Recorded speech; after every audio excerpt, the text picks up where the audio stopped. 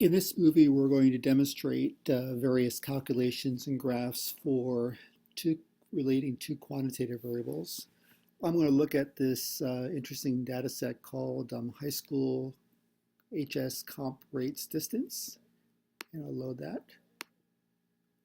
And what we have here is for each state in the United States, we have the high school completion rate and the distance from the Canadian border.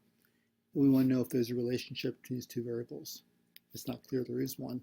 First thing I'll do is construct a scatter plot.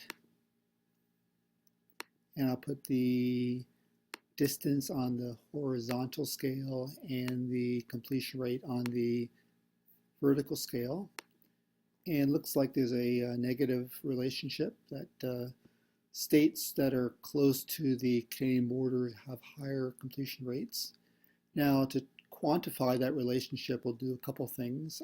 We'll go to graph and we'll do we go to stat and we go to regression. Simple linear regression.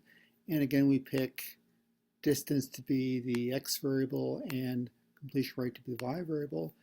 And I do compute. And what we have here is we see that the correlation between two variables is negative 0.53, which is reasonable.